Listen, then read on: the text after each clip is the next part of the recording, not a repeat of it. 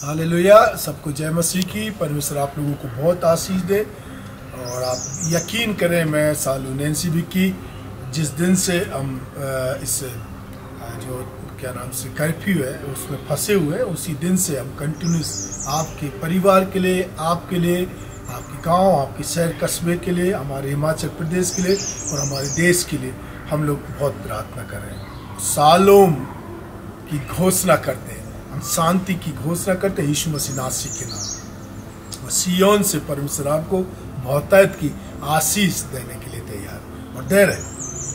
Hallelujah. क्योंकि वो आशीष है आपके लिए अजीज। मैं आज आपसे बातचीत करना चाहता हूँ। आपको लगता नहीं है कि परमेश्वर हमें कुछ पुराने दिनों के विषय, पुराने दिनों की याद करवाना चाहते हैं। हम सब लोग बेचैन है ना चर्च में आने के लिए, हम सब बेचैन है इकट्ठा होने के लिए। दो जगह की कहानियां बाइबल के अंदर इकट्ठे होने की। कितने लोगों को याद है बेबीलोन की मीनार जब वो तैयार कर रहे थे तो वहां पर उन लोगों का जो मकसद था वो ठीक नहीं था। हालांकि उनके वो कुछ भी करते, उनके लिए कुछ भी अनोना होता है। स्वयं परमेश्वर ने बोला जब वहां पर सारे इजरायली इकट्ठे थे और उन्होंने क्या किया, पहली बार वहां पर ईंट बनी, उन्होंने मिट्टी का गारा किया, उसकी ईंटें बनाई और उन्होंने एक मीनार को तैयार करना शुरू किया। पता क्यों? वो अपना नाम करना चाहते, बाइबल में ऐसा लिखा हुआ है, अपना सुनाम करना चाहते थे और वो वहां पर एक चिन्हानी बना रहे थे और वहां से वो अलग नहीं होना चाहते। उससे पहले अगर हम देखते हैं, चाहे नूह की बात करें चाहे आदम की बात करें, परमेश्वर ने उनको आशीष दी थी, फलो फूलो और इस पृथ्वी के ऊपर भर जाओ। तो पृथ्वी के ऊपर भरने के मतलब हमें पूरी पृथ्वी के ऊपर जाना पड़ेगा। ये तो नहीं है कि अगर हम शिमला के अंदर बैठे हुए हैं और शिमला से पूरी पृथ्वी भर जाएगी।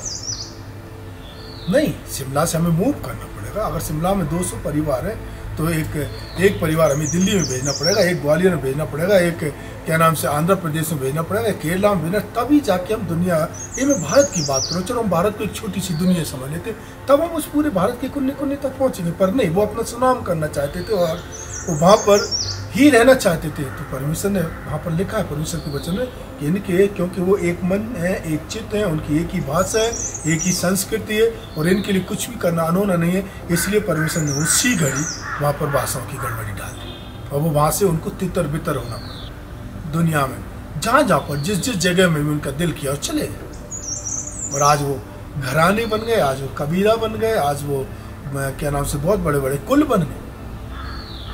उसके बाद हम देखते पूरी बाइबल का सफर करते करते करते हम पहुंचते हैं प्रेरितों काम की पत्री में।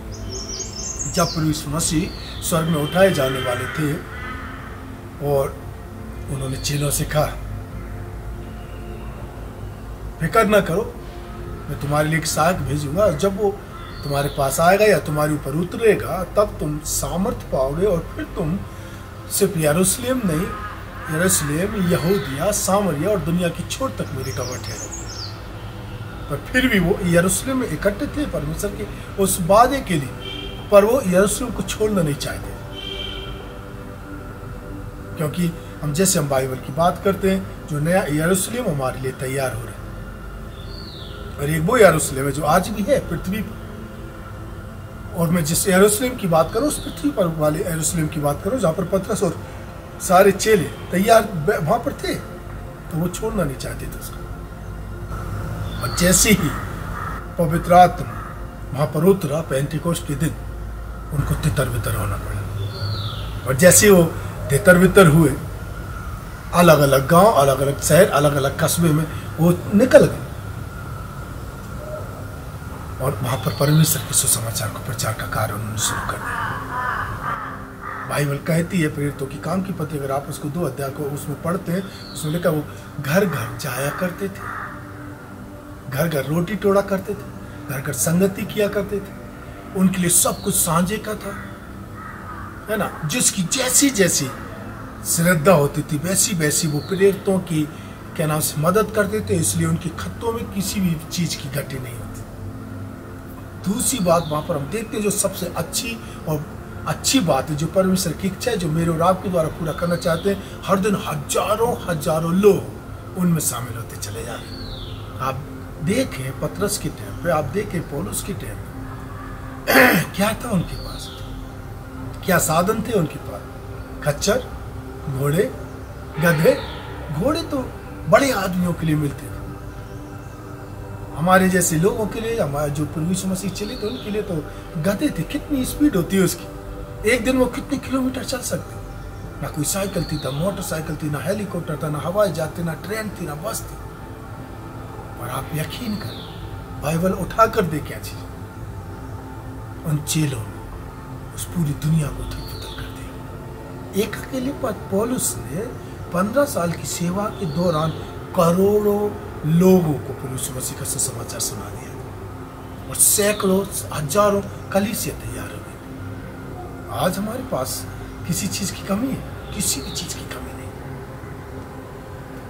क्यों ना हम देख रहे हैं, आप सृष्टि अपने आप हमको उस पुराने पैटर्न को, उस पुराने तरीके को, जिसके द्वारा जो एक बहुत बड़ा इफेक्टिव था और जिसके द्वारा एक बहुत जबरदस्त कलीसिया आई, क्रांति आई, उसी मुहाने पर, उसी मुकाम पर लाकर परमेश्वर हमको खड़ा कर और याद दिलवा रहे उस पुरानी बातों को, कि हम याद करें चीजें कि किस तरीके से पुरानी समय में पहली सदी की कलीसिया की उत्पत्ति हुई थी और किस तरीके से परमेश्वर के चेले, प्रभु यीशु मसीह के चेले सुसमाचार प्रचार के कार्य को करते थे। लोग थे, लूका 10 के अंदर आप पढ़े, ठीक है, वहां पर आपको ओरिजिनल परमेश्वर की ओर से एक हमारे पास उदाहरण है किस तरीके से हम सुसमाचार प्रचार के कार्य को कर सकते हैं। उससे पहले हम देखते हैं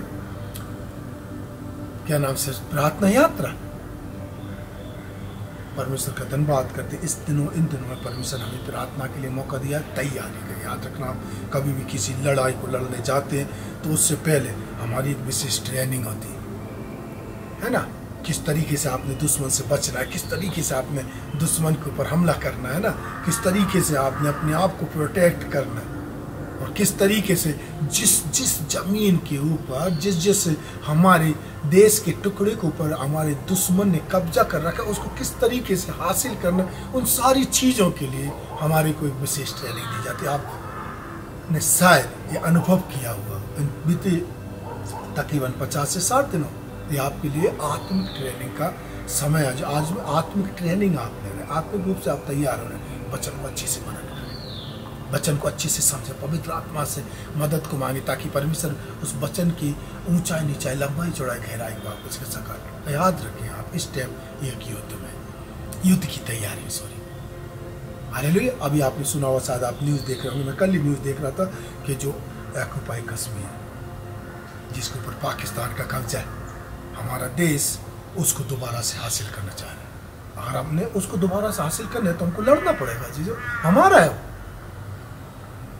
हमारी जमीन है, खूबसूरत, कश्मीर से भी ज्यादा खूबसूरत वो जगह, पर हमें उसके लिए लड़ना पड़ेगा उसको हासिल करने के लिए। पर ये तो नहीं है कि हमारी वो जगह अभी उसके कब्जे में और हमने इसी घड़ी अपनी तलवारों को उठाया, इसी घड़ी अपनी ढालों को उठाया और हम चले गए वहां पर कूच करने के लिए। नहीं, उसके लिए विशेष तैयारी की जरूरत है। जी, ये तैयारी परमेश्वर आपको दे रहे हैं। सेम ऐसी तैयारी याद रखना चेलाओं को भी मिली थी, और मैं और आप प्रभु यीशु मसीह की चेले। देखते हम लूक 10 है ना, जब हम किसी एक जगह को चुन लेते हैं, मार के चलो अभी क्या नाम से मैं आपको बात कर रहा था प्रार्थना यात्रा की। प्रार्थना यात्रा वो जगह है जिस जगह में लोग प्रभु यीशु मसीह को नहीं जानते, और उस जगह के ऊपर, जाहिर सी बात है, जो लोग प्रभु यीशु मसीह को नहीं जानते, वो जगह के ऊपर किसका कब्जा है? हमारे दुश्मन, जिसको हम आत्मिक दुश्मन, जिसको हम शैतान बोलते हैं। और परमेश्वर का वचन कहता है, मैं इसलिए आया ताकि तुम आज़ादी पाओ। परमेश्वर की आज़ादी उस गांव, उस शहर, उस कस्बे में आ जाए, उसके लिए सबसे पहले हमने यरीहो की समान उस गांव में जाना है, उस शहर, उस कस्बे में जाना है, उसको देख कर आना। प्रार्थना, जिसको हम प्रार्थना यात्रा करते। जैसे वो यरीहो की दीवार गिरती है तो हम यरीहो के शहर के अंदर प्रवेश करते हैं। मीन्स वो शहर, वो कस्बा, वो गांव जहाँ पर आप प्रार्थना यात्रा के लिए गए, और जैसे हम उसके अंदर प्रवेश करते हैं, परमेश्वर ने ऑलरेडी वहाँ पर एक शांति का पुरुष या शांति की नारी या शांति का घर हमारे लिए तैयार करके रखे। आप चिन्ह मांग सकते हैं कि परमेश्वर, मेरे को कैसे पता चलेगा कि इस गांव में कौन शांति का पुरुष है, इस गांव में या कस्बे में या शहर में कौन शांति का पुरुष है, कौन शांति की महिला, कौन सा शांति का घर। मैंने ऐसा कई बार किया अजीज कि परमेश्वर मैं इस गांव में जा रहा हूँ, अगर मैं इस घर की घंटी बजाने जा रहा हूँ और अगर ये लोग मेरे को पानी के लिए पूछें तो मैं समझ जाऊँगा तेरी ओर से और मैं इनसे बातचीत करना शुरू करूँगा तेरे वचन से। और ऐसा मेरे साथ कई बार। और मैंने उनसे बोला कि मैं ऐसा हूँ और मैं इस तरीके से आपसे बातचीत करना चाहता हूँ। ओ बिल्कुल, हम सुनना चाहते।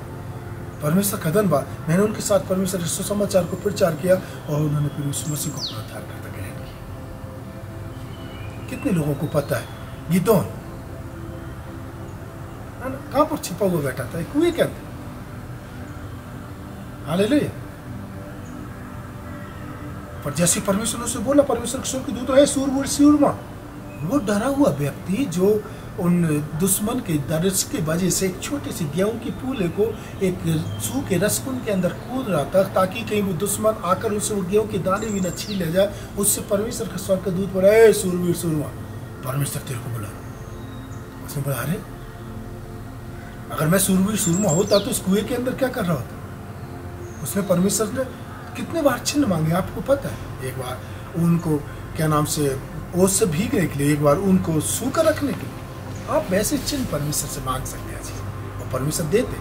आप परमेश्वर के बेटे और बेटी हैं। परमेश्वर आपको प्रेम करते। ये दुष्ट है जो आपके कानों में विस्पर करता रहे, परमेश्वर सुनता नहीं। परमेश्वर जरूर सुनते हैं जी।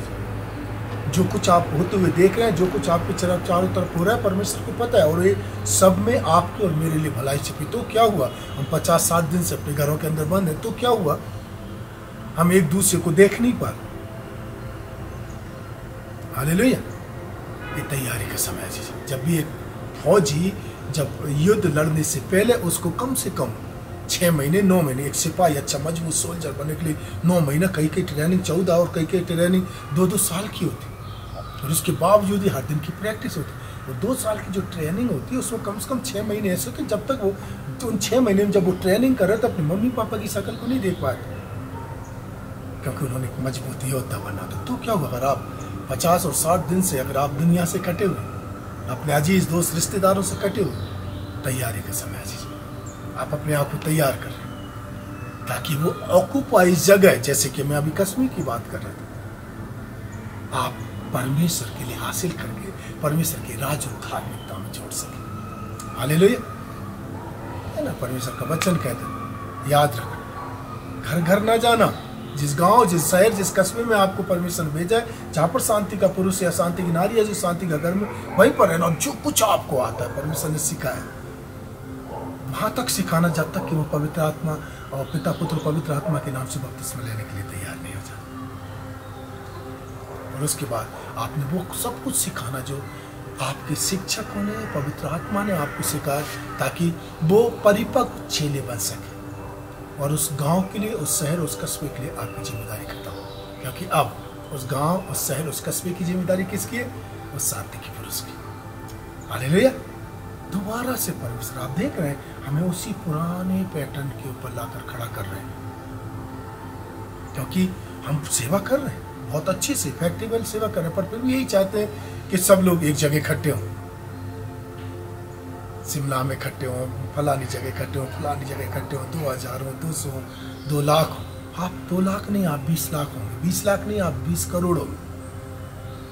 पर आपको घर घर जाना, घर घर रोटी ढूंढना, घर घर फेलोशिप करना, कुछ भी आपके लिए क्या नाम से अजनबी नहीं हो, सब कुछ साझे का हो। एक बार फिर से परमेश्वर की पैटर्न को इस्तेमाल करने से, वही ग्रह कर लीजिए। एक बार फिर से वो पुराने चेलाओं का जो पैटर्न, जो परमेश्वर ने, फिर यीशु मसीह ने उनको दिया था, जो उन्होंने उसको फॉलो किया और वो पूरी दुनिया के अंदर छाड़ी, वो मैंने और आपने उसको शुरू करना। चिंता ना करें, परमेश्वर आपके साथ है। फिक्र ना करें, परमेश्वर आपके साथ है।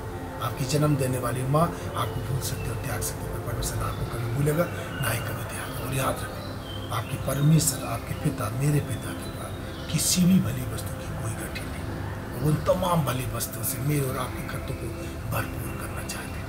परमेश्वर आप लोगों को आशीष लग जाए, परमेश्वर के कार्य के लिए, यीशु मसीह के नाम। ठीक है, मैं प्रार्थना करता हूँ आप सब लोगों के आंखें बंद करेंगे। प्रभु जी मैं प्रार्थना करता हूँ मेरे भाई मेरी बहनों के लिए जो अपने घरों के अंदर, तो सबसे पहले तो मेरी प्रार्थना है कि इन दिनों में राजा के राजा के लोग इस सोशल मीडिया को बड़े गलत तरीके से इस्तेमाल कर रहे हैं। बहुत सारी गलत शिक्षक आन खड़े हुए प्रभु, बहुत सारी भरमाने वाली शिक्षा, बहुत सारी भटकाने वाली शिक्षाएं प्रभु आ चुकी हैं, और जिससे लोग भरमाए जा रहे हैं, जिससे लोग भटकाए जा रहे हैं प्रभु। जितने भी मेरे भाई बहन घरों के अंदर हैं और जितने भी लोग इस वीडियो को देख रहे हैं प्रभु, उन सबको तू छू ले। हर एक बुद्ध उसकी युक्ति योजना जो तेरे बेटे और बेटियों के खिलाफ की यीशु मसीह नासरी के नाम से निष्फल और फैल हो जाए। हर एक वो झूठे शिक्षकों की शिक्षाएं, हर एक वो झूठे भविष्यवक्ताओं की भविष्यवाणियां यीशु मसीह नासरी के नाम से फैल होते चले जाए, और तेरे बेटे और बेटे उनके ऊपर कान न लगाने पाए। प्रभु पवित्र आत्मा उनकी मदद और सहायता कर, वचन को समझने, प्रार्थना आराधना करने, उपवास करने, क्योंकि तू ही हमारा बेस्ट शिक्षक है। तेरे अलावा हमारा और कोई शिक्षक नहीं। मैं विनती करता हूँ प्रभु इन सबके खत्तों को भरपूर रखना, अंजल भंडारों को भरपूर रखना, आत्मिक और भौतिक क्षेत्रों में बहुत आशीष कर देना प्रभु। किसी भी भली वस्तु की घटी इनके जीवन में ना हो। हर बीमारी, हर दर्द, हर पीड़ा, तकलीफ, मुश्किल कठिनाइयों से सबको बचा कर, खासकर कोरोना के तमाम समस्याओं से बचा कर प्रभु। किसी भी किस्म का एक किस्म के वायरस तेरे इन बेटे और बेटे को छूने ना पाए, बल्कि इनकी प्रार्थना है, हमारी प्रार्थना है मिलकर प्रभु, हमारे देश के लिए, पूरी दुनिया के लिए और हमारे पूरे समाज के लिए आशीष का कारण और छुटकारे का और चंगाई का कारण बन जाए। यीशु मसीह नासरी के नाम से मांगते हैं, आमीन। हम सबके साथ पिता परमेश्वर का प्रेम, पवित्र आत्मा की सहभागिता, हम सारे विश्वासी और सारी कलीसिया के साथ यीशु मसीह के दोबारा आगमन तक हम में से हर एक के साथ बने रहे। आमीन।